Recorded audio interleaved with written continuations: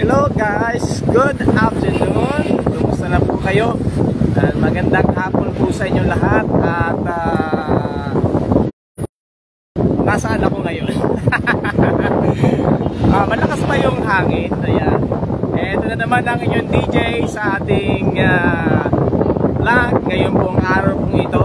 Ayan, talak vlog. Ayan, talakayang may pinag-uusapan. So, ngayon pong hapong ito, nandito po, nasa biyahe po ako, nag-commute po ako, sakay po ako ng jeep.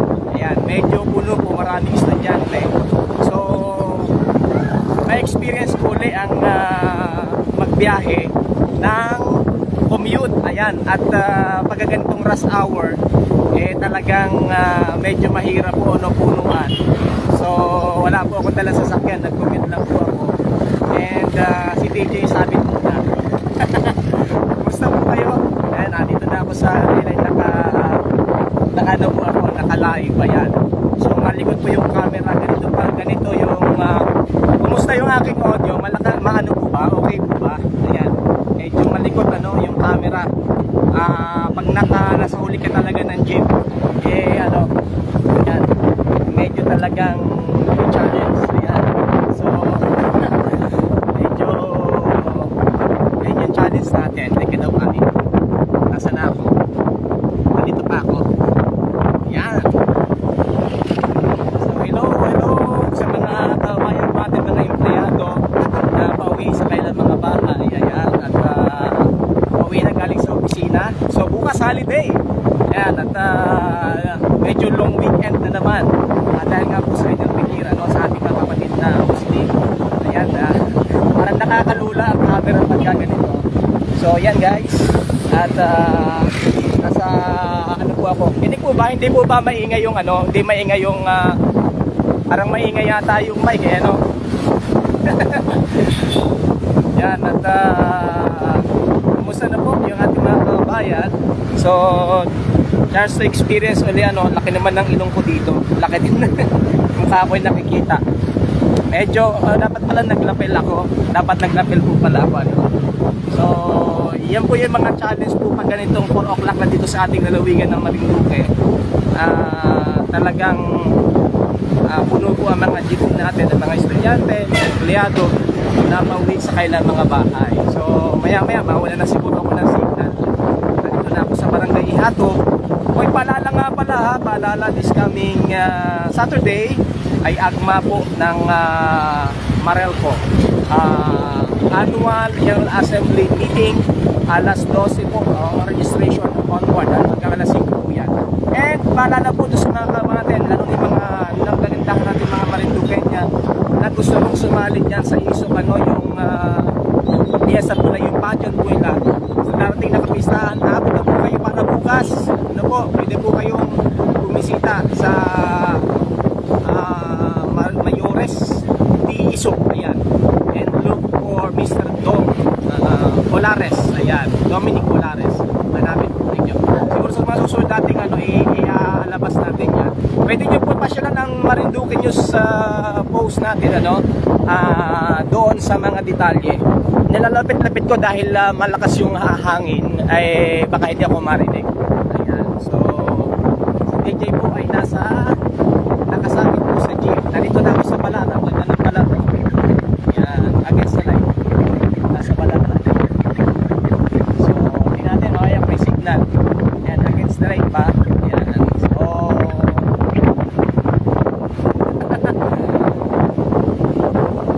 hindi po ako nagdala ng sasakyan. Nandito na po ako sa Marinduque. Galing po kami ng Bicol. Then yung ginamit pa po na ba ng drink table ay sinuli ko na sa office. So kaya nag-commute na po ako pa uwi. Dahil po 4 o'clock na, marami na mga jeep, mga estudyante labasan na.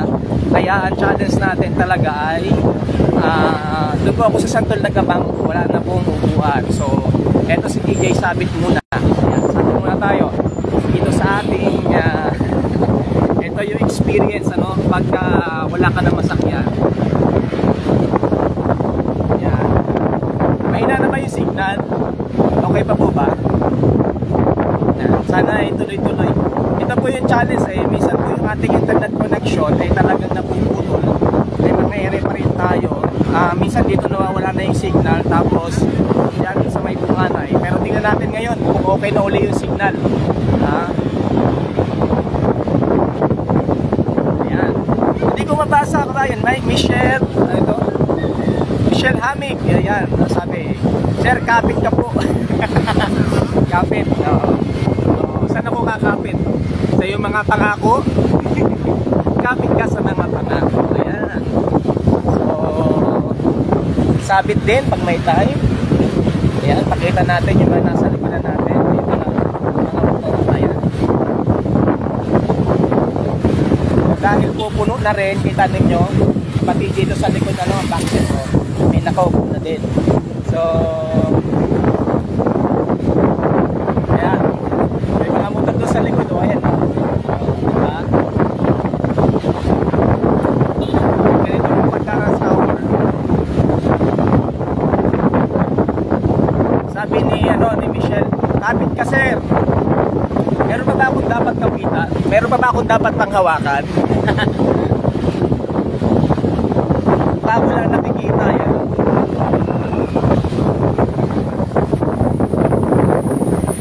Malakas po ba yung hangin? Malakas po ba yung hangin?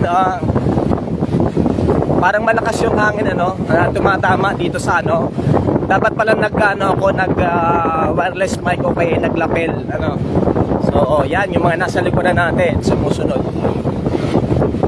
Pagka mga ganito pong dito po sa atin sa Marinduque, alam naman po nyo yan ay pagka mga alas 5 last trip na, alas 6 yan, wala nang masasakyan.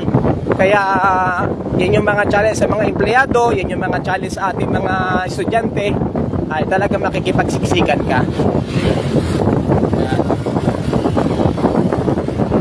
Naka-ismal si ate, nakatas doon, no? Yan, at dito yung ating travel vlog. Oy, ang hashtag ko ngayon, Talak Vlog. Bakit Talak Vlog? Kasi talakayan, vlog na may talakayan. Tinatalakay natin, in-experience natin ngayon yung dito sa ating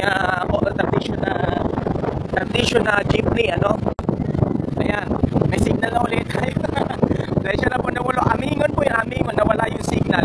So, we will try to experience again, itong ating traditional na jeepney transport, public transport. Paano kaya pagka na-modernize na yung ating mga jeepney, ma-experience pa kaya natin yung ganito na pwede tayong sumabit, doon sa ating mga jeepney. Although, yun po yung kinagisnan natin na matagal na panahon. So pagka talagang na-modernize na yung ating mga jeepney, wala na tayong ganito, di ba? Wala na tayong sasabitan, pagka ganitong rush hour, talagang pipila ka dahil yung mga modern jeepney ay parang minibus or parang tawag natin dun ay parang coaster, yan. Parang mga ganun yung nakikita natin sa Metro Manila.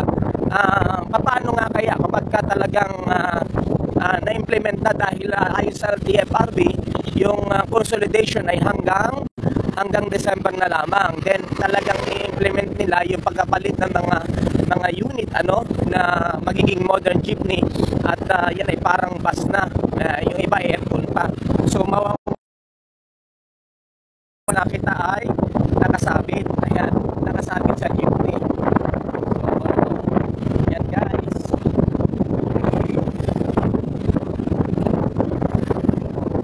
Diba? So, pakita natin. Ikot natin yung pan. So, balik ulit tayo. So, yan. Alam na natin ngayon kung saan may signal. Yan. Tapos dito po sa bunga na yan. Putol-putol po yung signal. So, ngayon alam na natin kung saan nawawala talaga yung signal kapag nagbabiyahe po tayo. Kaya wag na yung gawing dahilan sa mga jowa ninyo na kayo'y wala signal kaya hindi kayo makasagot. Pero totoo ay may signal naman talaga. Wag na yung gawing dahilan.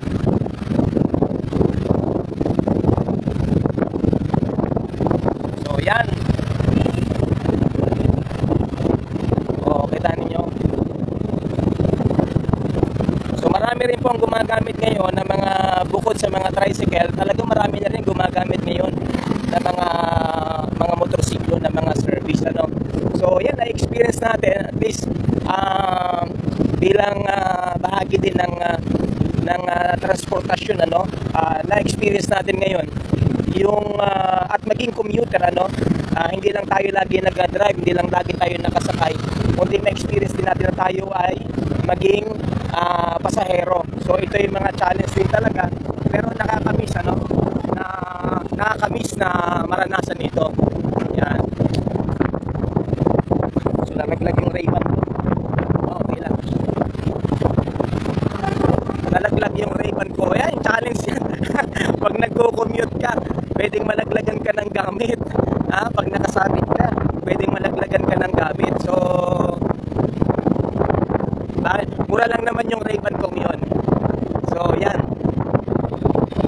So nandito na ako ngayon sa Kawit. Kawit na ako. Yan.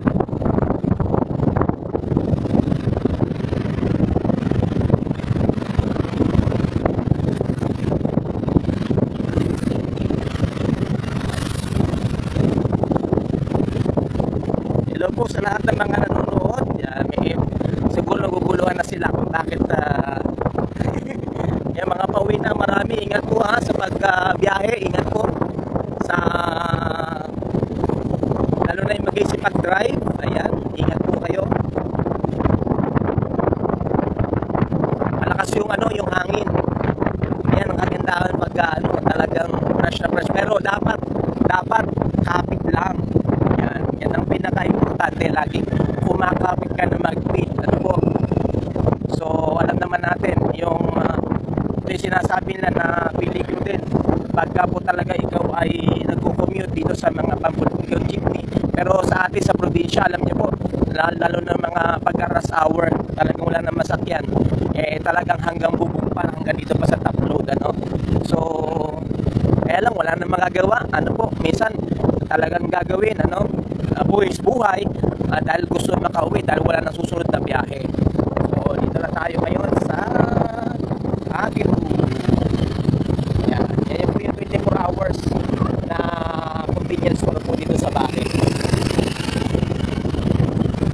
So yan, may mga nakasabit po dito. Yan, nakapaksin po. Namimiss na po ba ninyo ang mag-commute? Namimiss na po ba ninyo ang sumabit sa jeep? Ayan, puro ingay ang siguro ang naririnig, ano. Dapat pala nakalapel ako. Hindi ko nadala yung lapel ko. Ayan. So mabuti na lang si Manong hindi kabilisan yung pagkapatakbo ng hindi kabilisan yung pagkapatakbo ng jeep. Yan, dapat talaga ganon. Shoutout po sa Buena Vista, Balanacan, Buena Vista Jeepney Transport Cooperative, sa panguna ni Chairman, nakalang Chairman si Dr. Perlas, sa Buwak Mugbog Transport Cooperative, Santa Cruz Balanacan Transport Cooperative, Santa Cruz Buwak Jeepney Transport Cooperative, at saka dyan sa Tulihos. Ayan, shoutout po sa inyo pong lahat. Pasensya na, mahangin, ano. So kapit lang. Parang nakakangalay dun, parang namumutla na yung aking daliri o pagkapit na mahigpit tayo. So yan yung sinasabi natin. Mabuti ko si Manong na driver po namin, alalay lang yung pagpapatakbo, hindi ganun kabilis. Dahil yung pong iba, pag nagpatakbo, talagang matulin. Yan. Saludo po tayo kay Manong, dahil yung pag-handle niya ng mga pasahero ay okay, ano. So hindi kabilisan, ano. So sana all na mga jeepney driver ganyan, lalo na pagkapuno, ano po, yun po yung talagang dapat na ginagawa ng ating mga jeepney driver pag sila po ay mabiyahe. Ito yung pumatong na. So may bababa. Pag may bumaba, so anong gagawin? Ibababa yung backseat din niya. Yung self-service. Yan, self-service. O, sakay na, una na. Pasok na sa loob. O, si ate na. Si ate na nag-provide ng upuan niya. So, di ganyan, ganyan. Ganyan yung sitwasyon. Buti nilang si Manong alalay lang. Si Manong walang konduktor. Wala rin siyang konduktora, wala siyang alalay, siya lang. So, mamaya, dahil ako ay nandito sa may nakasabit sa labas, ako ay yan. Pero may protocol na bawal daw po yung nakasabit. Bawal daw po yung nakasabit dahil overloaded daw po yan. So just to experience, para maranasan natin uli. Nung bata po ako talagang parang makauwi, ginagawa po natin ito. Pero ngayon ay may experience po natin uli. So dito na ako sa Barangay Masiga. So maluwag naman yung ating daan. Ayan. So,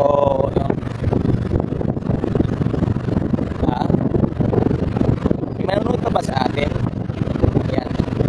Sino ito? Hindi ko mabasa. Kumakalog-kalog yung ganun po talaga pag nasa hindi mo hirap basahin. Sino rin? Mamaya ko nababasahin. Malapit na rin po akong bumaba. So, this is part of our travel vlog. Ayan, sa ating Talak vlog.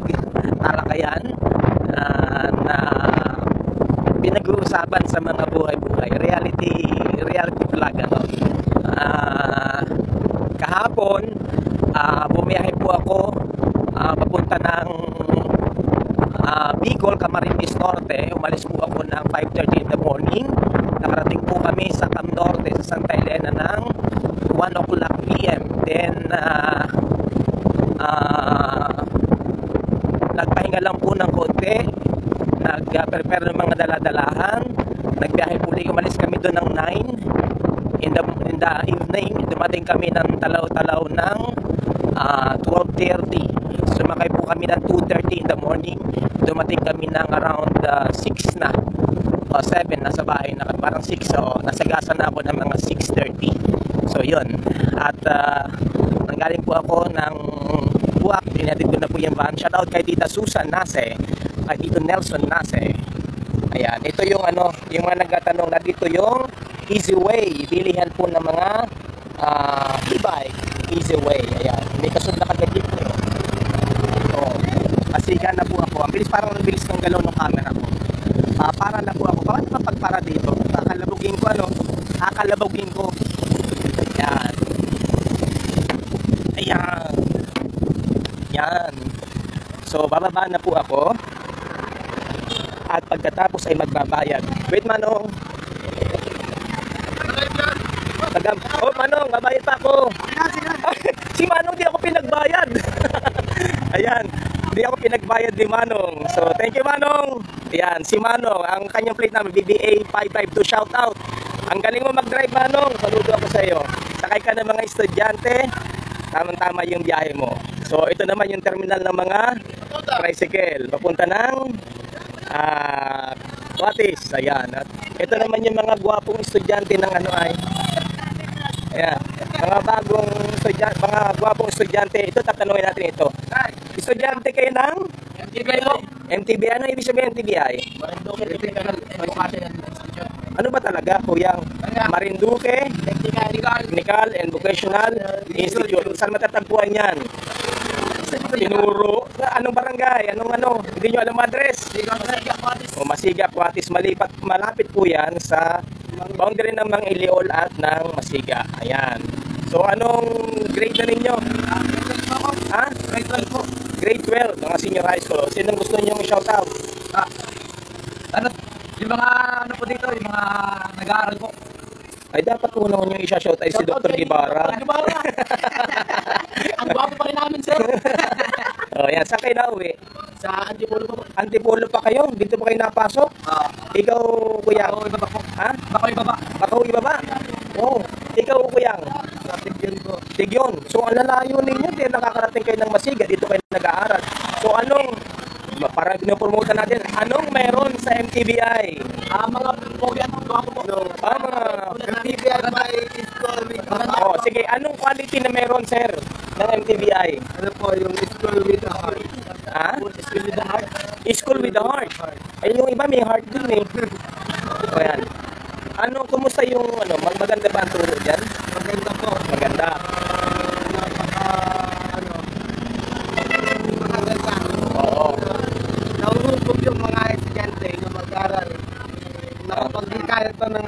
maraming estudyante sa RP5. Ayan. So, sige. At susunod nating vlog ay siguro ano natin kung ano nga ba.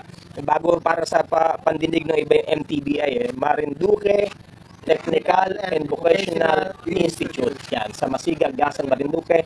Actually, may mga vocational courses sila at may senior high school. At balita ko magkakaroon din ng junior high school. Ayan. Okay, baka may babatiin ka pa. Binabati ko po sila, ano? Garay. Si Tagno. Adrian Dave Balabaras. Sinong Tagno yun? Ano po namin, klase namin? Adrian Malabiabas. Mukhang mas gwapo sa inyo din na nasa Nasa mo. TV na kami. Ayan. So, yan. Sige. Sasamayan. Marindukin nyo siyan.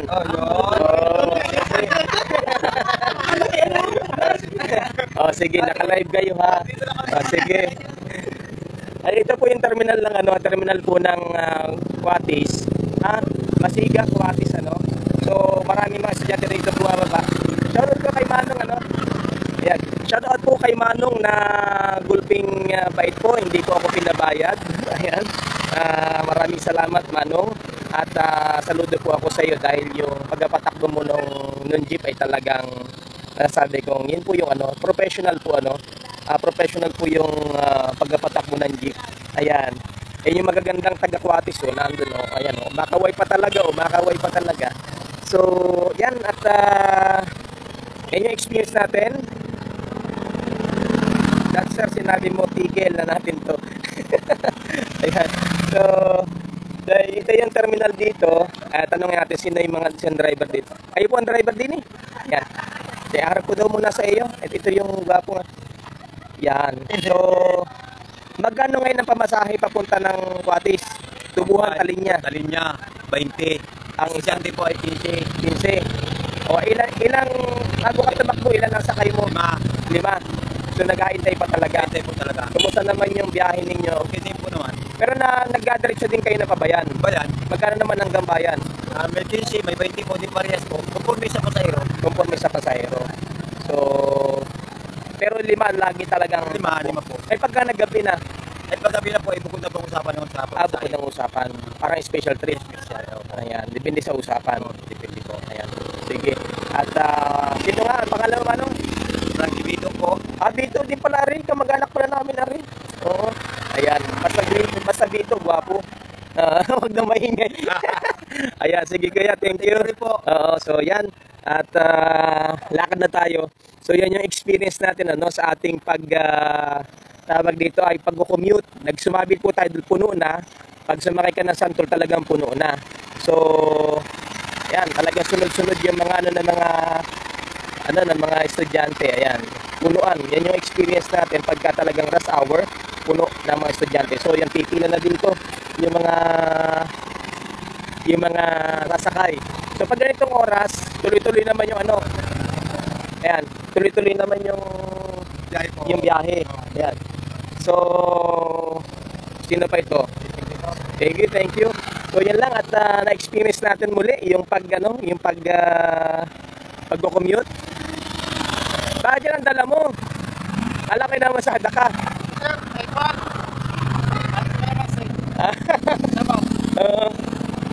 Sige, ako ay maglalakad naman. Malapit lang ako, kaya maglalakad lang ako. So, yun yung natin ang sarap balikan ng buhay estudyante at saka nung empleyado, So, hindi naman laging tayo.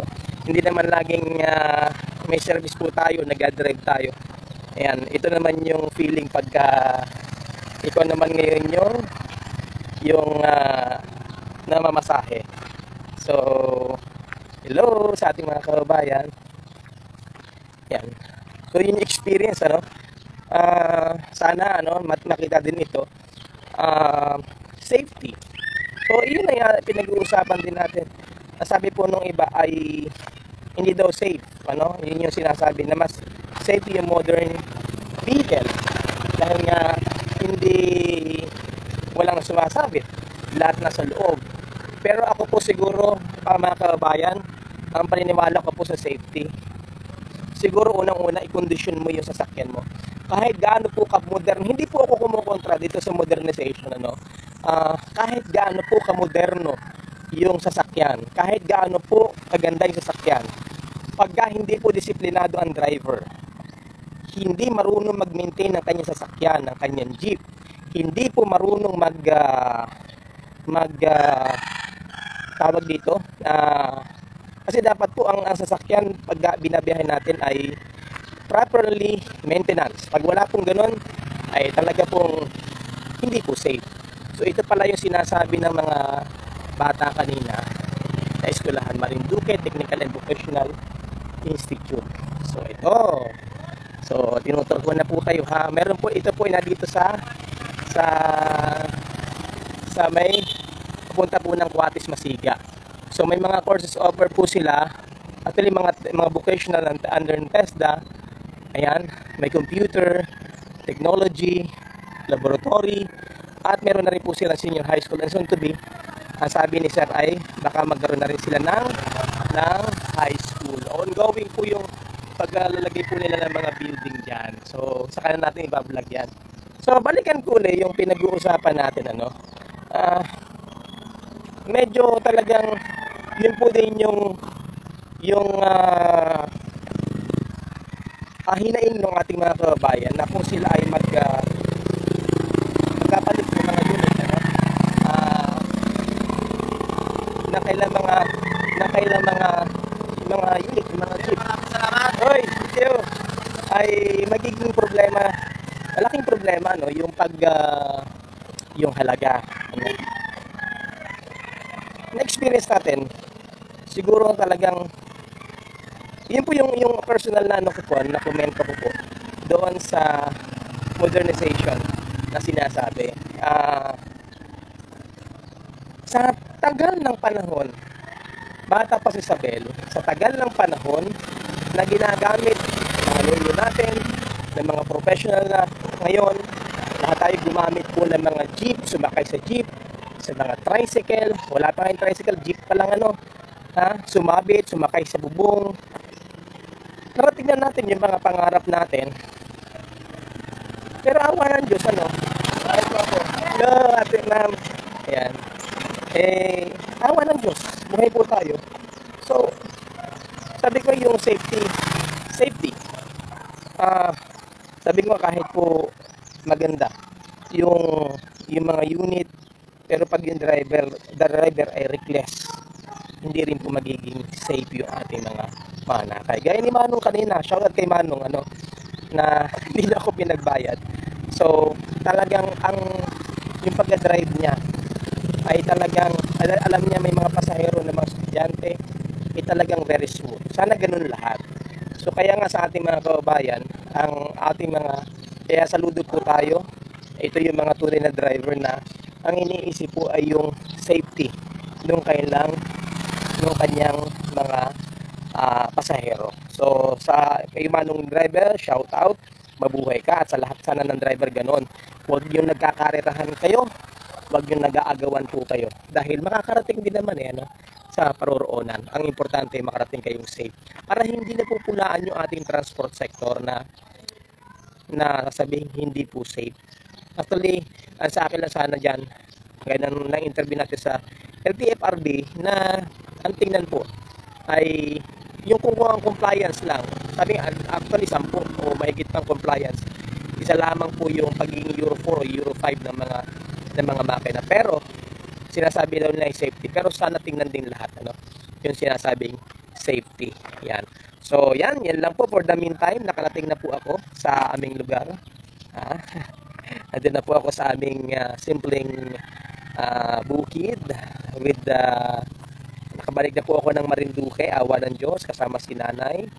Ayan, pakita ko uli yung aming salamat sa mga kapuso at mga paglalike at pag-share. Ayan, at again, sa lahat natin mga kababayan, salamat po na pinanood po nyo, sinamahan nyo ako during my travel vlog dito sa aking pag-experience sa pag-commute, pagsakay ng jeep, pagsabit yun lamang po. Isang ligtas at mapagpalang araw po sa inyo lahat. Happy holiday para bukas sa mga kabati na mga kapatid natin mga Muslim. Happy Idil Fitr sa inyo pong lahat. Mabuhay po ating mga kapatid na Muslim. God bless everyone. Bye-bye.